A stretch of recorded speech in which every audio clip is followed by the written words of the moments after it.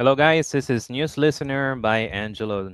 Now, pag-usapan naman natin yung sorpresang testigo ni Marcoleta. Kung natatandaan nyo, last time nag-conduct yung Blue Ribbon Committee, continuation sa flood control scandal dito sa bansa. At may pinakitang testigo si Senator Marcoleta at ito ay si Orly Cortesa.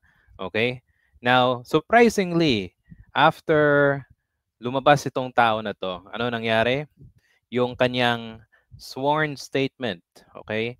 Sabi ng isang lawyer na nagnotaryo daw, okay? Nagnotaryo daw, ay dinenay niya na hindi niya inauthorize ito. Imagine niyo, isang lawyer si Marcoleta, dinala niya ang isang testigo sa Senado at yung kanyang sworn statement, dininay. Imagine niyo, kumbaga, that's falsification. Meaning, gumawa tong tao na to ng sworn statement without proper authorization. Diba? Grabe.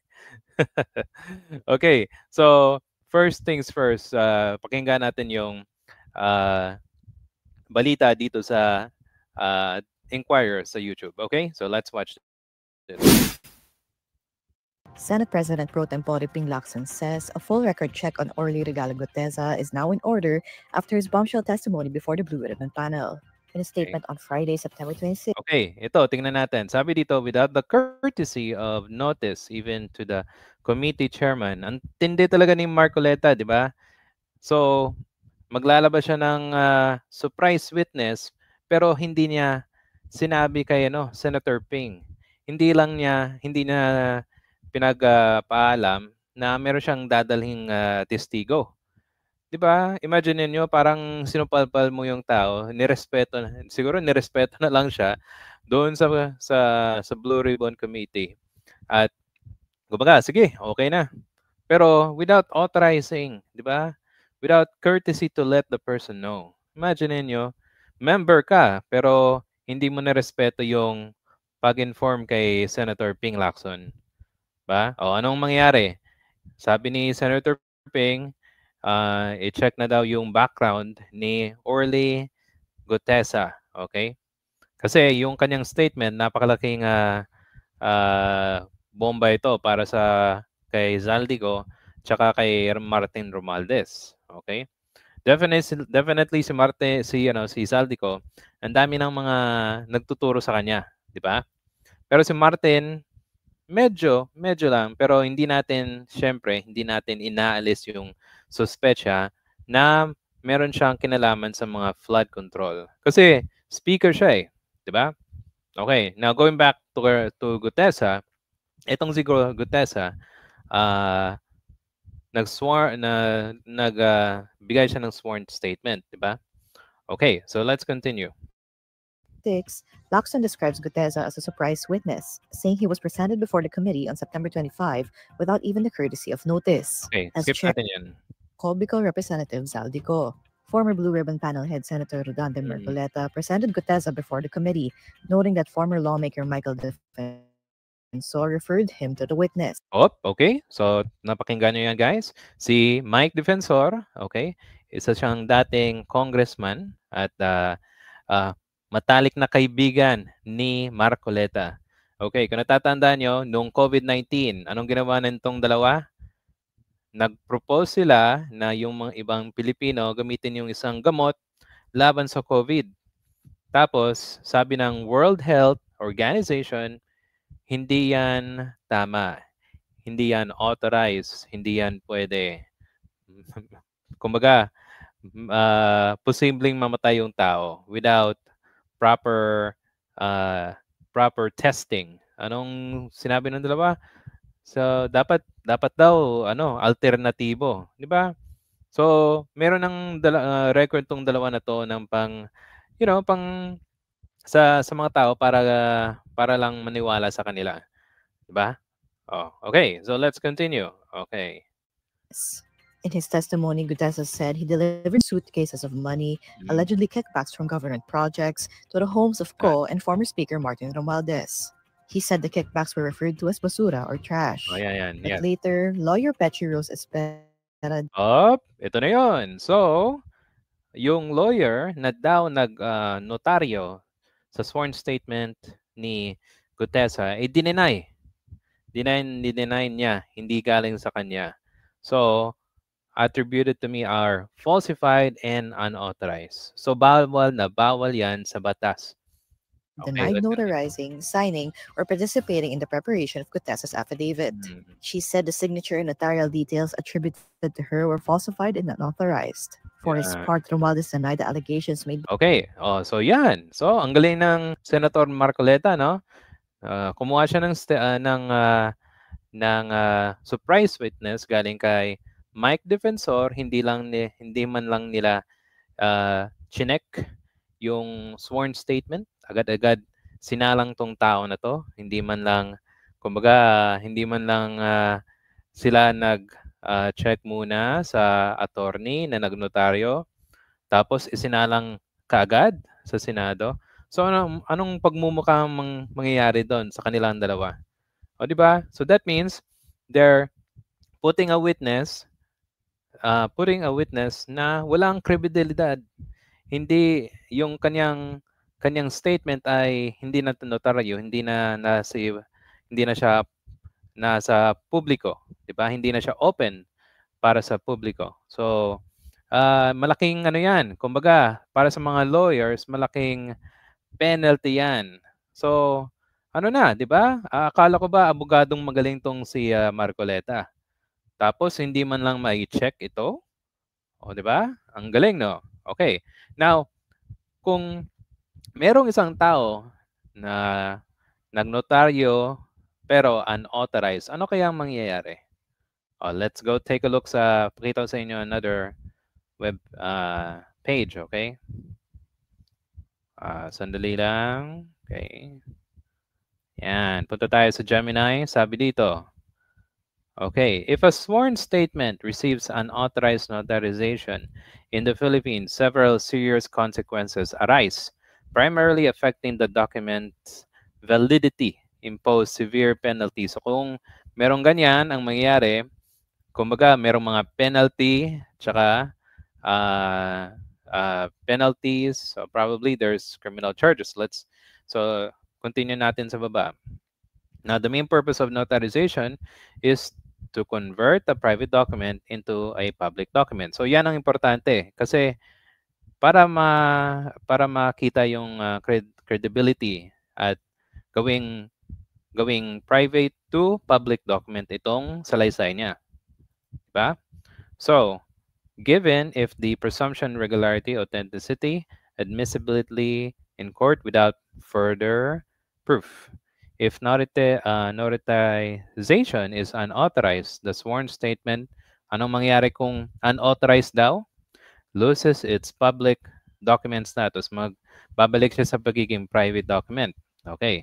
Next, risk of invalidation. Courts or government agencies may refuse to accept the sworn statement. So kung ganyan ang mangyari, hindi na kayang i-accept. Magiging void ito. Next, loss of credibility. O yan. So, dito may question yung credibilidad nitong si Gutesa. 'Di ba? Kasi yung kanyang statement ay unauthorized notarization. Okay. So it will lose the full faith and credit. Okay. Now, next, need for re-execution. To rectify the situation, the safety and most common remedy is for the affidavit to execute. Okay, the sworn statement properly notarized by duly commissioned notary public. So, ang problema dito, kung i-re-execution siya, paano nang mangyari sa sworn statement niya sa Senado? Dito pa lang sa notarization ay tapos na. Tapos na yung kanyang credibilidad. Di ba? Penalties. Ano mangyayari? Dito na tayo sa penalty, guys. Unauthorized Notarization is a grave violation sa 2004 Rules on Notarial Practice. It can lead sa administrative, civil, and criminal liability. Aray. For the person who performs the act. Okay. So, unauthorization includes the act performed by who? So, ito pwede itong can be, it's not a lawyer, sabi dito. Is a lawyer but not duly commissioned. Notary public but the commission has expired, kung na-suspend na. Tapos, perform the act outside the territorial jurisdiction of their commission. Kumbaga, wala sa kanilang ano. Okay. Notarize a document without the personal appearance of the affiant. O kumbaga, kung tao, wala doon. Number 1, administrative penalties. Okay, if the person is a lawyer, they may face disciplinary action from the Supreme Court upon recommendation of the executive judge or the integrated bar of the Philippines. So that means merong action coming from the Supreme Court, okay? Rekomendasyon ng executive judge or yung IBP. So, kung ang lawyer mapatunayan, anong mangyayari? Revocation or suspension kung nagnonotaryo siya. Disqualification from commission. O yan. And often permanent and repeat severe offenses. And lastly, dito, suspension or disbarment from practice of law. So, anong mangyayari kay Marcoleta o kay Mike Defensor? Ano sa tingin nyo guys? Madidisbar ba si Senator Marcoleta? Grabe, ginamit mo yung testigo, pero yung kanyang notary, yung kanyang document, yung sworn statement, ay hindi pala notaryong properly. Kumbaga, ang ginawa nila, let's say, as an example, ginawa nila tong tao na to, probably, gumawa ng storya, gumawa ng sworn statement. Ang problema, sino yung nagnotaryo sa kanila? Diba? Tapos sinalang niya at napag-alaman ng attorney na hindi niya authorized ito. So, kumbaga, klarong-klaro na pangbabalasubas ang ginawa nila. Di ba? Oh. So, ano sa tingin nyo? Merong criminal liability at disbarment kung, di ba? Kung merong may mag-execute sa ganitong paraan. Number 2, depending on circumstance, the act constitute criminal offenses under revised penal code. Usurpation of office function. If the person knowingly acts as a notary public without being legally commissioned. Falsification of public document. Aray. If the person makes untruthful statements in the notarial certificate. Okay. And civil liability, last. The unauthorized can be liable, civil libel. Any damages suffers by party who relied in good faith on improperly notarized document. Kasi, kumbaga dinamay nila yung yung attorney na nakalagay doon sa document. Hindi pala authorized. So, anong ginawa nila dito? Naggumawa sila ng parang pekeng statement, 'di ba? Hindi properly notarized. Okay? Tapos inilabas sa sa Blue Ribbon Committee na walang paalam. 'Di ba? Ang credibility ng testigo, nandoon ka na sa gitna, papunta ka na sana pataas, bumabaha ka kasi hindi properly authorized yung kanyang sworn statement. So, anong mangyayari sa testigo? Yun na nga. Merong background check ang mangyayari, sabi ni Senator Ping. Tapos, kung para sa akin ito'y napakalaking kabalbalan na ginawa ni Marcoleta. Ipinakita niya agad-agad kasi nagmamadali siya. Tapos doon sa hearing, 'di ba, nakita nyo na mukhang kailangan pa mag-practice nitong tao na to. Ito, pakita ko sa inyo guys. So, we're good. So, let's, I'll show you this. Ito.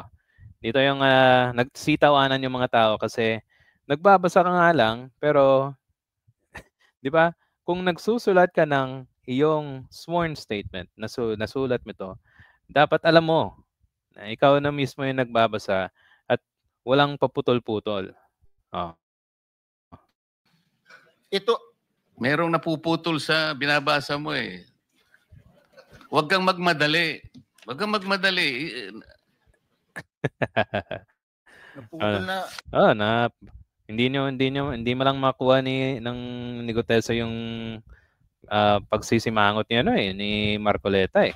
Ulitin mo yung paragraph 20. Paragraph 20. Wala na akong hindi ko makita na putol na siya.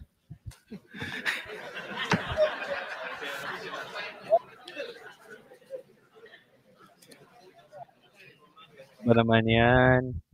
O, pinuntahan siya. Di ba? So, kita mo dito, yung kung anong ginagawa nila. Ano bang, testigo ba to na marunong talaga? O kino-coach lang ng senador na to?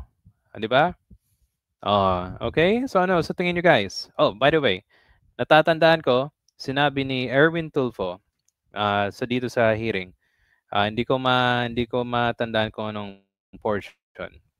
Pero meron siyang sinabi na itong si Gutesa ay ex-marine officer at naging security siya ng mga tao ni Duterte sa gobyerno, especially si Sara Duterte. Okay? So, ano sa tingin niyo guys? 'Di ba? Ang labo, no?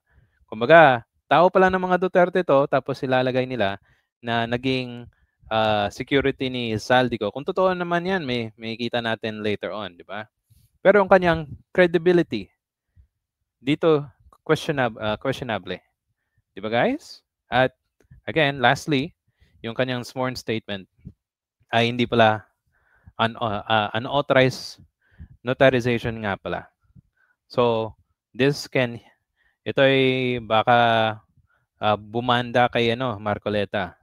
Pag bumanda, merong kaso at baka madispar pa yung idol ng mga Duterte supporters na si Marcoleta. So ano sa tingin nyo? Okay? Credibilidad ba may credibility ba tong tao na to na si Gutesa? O madidisbar ba si Marcoleta sa kanyang surprise witness? Okay? So guys, if you have any comments, please write it down. And thank you sa panonood. If hindi ka pa nakapag-subscribe, please hit the subscribe button. Salamat po. Okay? And I'll see you sa susunod na video.